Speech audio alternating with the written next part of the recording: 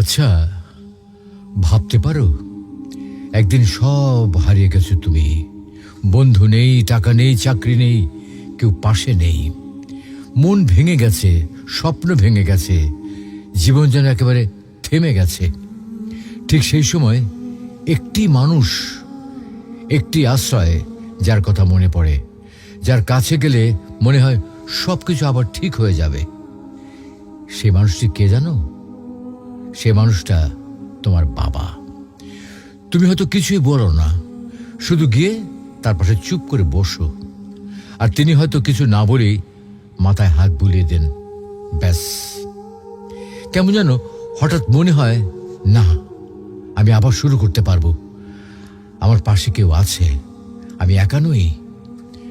বাবা মানে একটা ছায়া, যে সব ঝড় থেকে আগলে রাখে অথচ নিজে ভিজে যায়, যে নিজের কষ্টের কথা না বলে শুধু তোমার হাসিটাকে বড় করে দেখে। শৈশবে যখন পড়ে গিয়েছিলে, তিনি আগে তোমাকে তুলেছেন, তারপর দেখেছেন কোথায় তুমি ব্যথা পেয়েছ। তোমার কোনো চাওয়া অপূর্ণ থাকুক, বাবা তা সহ্য করতে পারেন না। নিজের প্রয়োজন বাদ দিয়ে তোমার স্বপ্ন পূরণই যেন তার জীবনের লক্ষ্য। বাবা হয়তো কঠোর, কম কথা বলেন, কিন্তু তার চোখে যে গভীর ভালোবাসা, সেটা শুধু অনুভব করা যায়, বলা যায় না। আর একদিন হয়তো সেই বাবাই দূরে চলে যাবেন।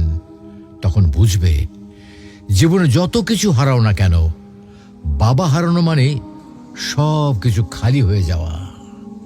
তাই যতদিন পাশে আছেন, যতদিন জীবিত আছেন, ততদিন বারবার ফিরে যাও সেই আশ্রয়ে, যেখানে গেলে ভেঙে যাওয়া হৃদয় জোড়া লাগে, হারিয়ে ফেলা সাহস ফিরে আসে, আর ভেতরে জন্ম নেয় একটা নতুন বিশ্বাস। আমি পারবো, কারণ আমার বাবা আছেন। বাবারা হয়তো সুপার হিরোর মতো পোশাক পরেন না, কিন্তু তারাই আমাদের জীবনের আসল নায়ক।